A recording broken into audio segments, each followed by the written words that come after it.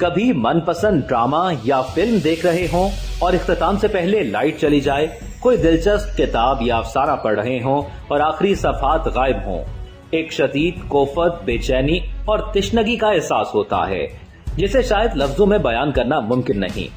لیکن ہماری زندگی میں نہ جانے کتنے سانحے، المیے اور واقعات ایسے ہیں جن کا انجام سازشوں کی دھن کے پیچھے پوشیدہ ہے، ایسی قوتیں جن کے سامنے حکومتیں بے بس ہیں۔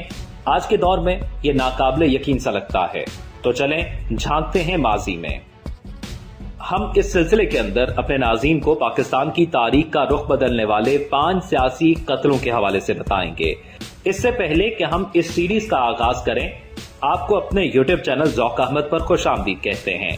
اگر ابھی تک آپ نے ہمارے یوٹیوب چینل کو سبسکرائب نہیں کیا ہے تو ہمارے یوٹیوب چینل کو سبسکرائب کیجئے، بیل آئیکن کے بٹن کو کلک کیجئے تاکہ ہماری ویڈیوز بر وقت آپ تک پہنچ سکیں۔ ویڈیو کے حوالے سے آپ کی کیا رائے ہے کمنٹس میں آگاہ کیجئے اور ویڈیو کو لائک کرنا مت بھولیے گا۔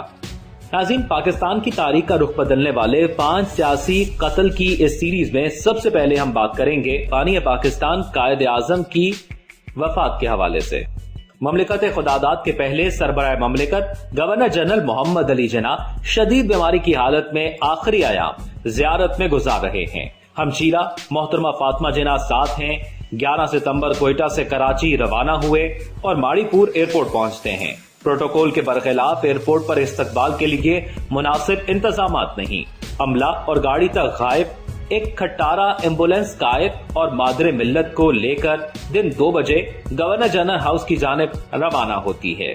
تپتی دھوپ میں گاڑی ایک ویرانے میں خراب اور وہ خراب ایمبولینس سخت گرمی میں تندور میں تبدیل ہو جاتی ہے اور ٹی بی کے مریض قائد اعظم کو سانس لینا مشکل ہو جاتا ہے۔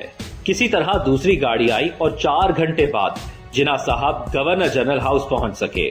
بدترین صورتحال کے باعث مرض قابو سے باہر ہو گیا اور بانی پاکستان اسی رات 10:20 پر دنیا سے رخصت ہو گئے۔ ابھی مملکت خداداد کو قائم ہوئے صرف 13 مہینے اور 4 دن گزرے ہیں۔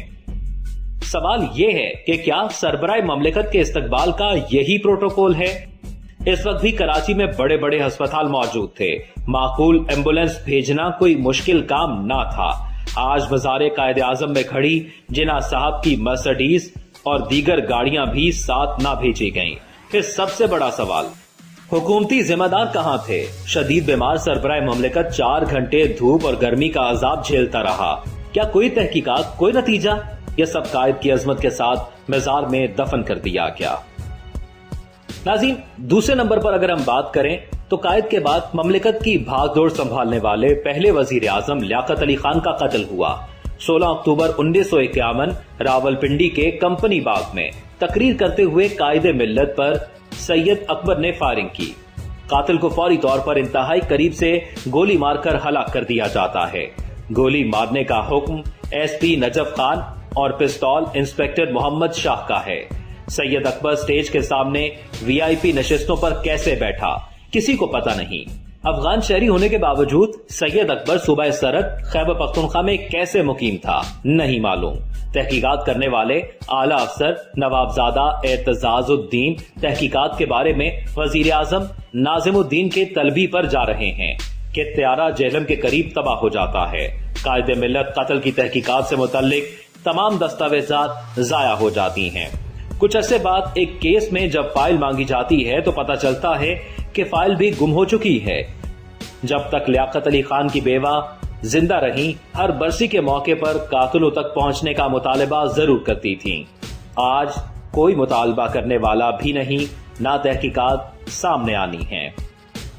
ناظرین، پاکستان کی تاریخ کا رخ بدلنے والے سیاسی قتلوں میں اب ہم تیسرے نمبر پر بات کریں گے قائد اعظم کی ہمشیرہ محترمہ فاطمہ جناح کے حوالے سے، جن کی موت بھی تاریخ کا ایک سیاہ باب ہے۔ محترمہ فاطمہ جناح کو محبوب بھائی کی موت کے بعد سیاسی سرد مہری کا سامنا کرنا پڑتا ہے۔ بھائی کی برسی پر بھی ریڈیو کے ذریعے براہ راست خطاب کی اجازت نہیں دی جاتی تھی۔ ان کی کتاب مائی بردر کو بھی سینسر کیا گیا۔ 1965 میں ملک بھر سے قائد اعظم کے جانثاروں کے اصرار پر مادر ملت صدر جنرل ایوب خان کے مقابل انتخاب میں لڑنے پر رضامند ہوتی ہیں۔ انتخابات سے پہلے ملک بھر کی فضا فاطمہ جناح کے نام سے گونج رہی ہے۔ मगर खिलाफ तवक्को जीप फौजी आमिर को मिलती है।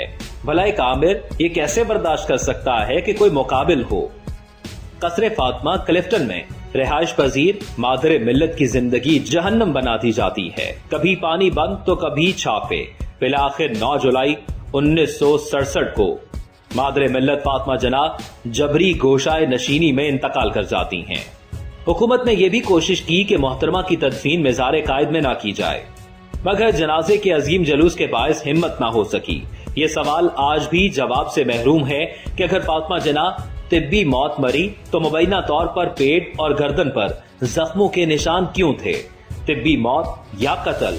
मकामी और बैनुल-अक़वामी मीडिया में मतवातिर खबरों के बावजूद इस संगीन मामले पर तहकीकात से भी मुजरिमाना गुरेज किया गया।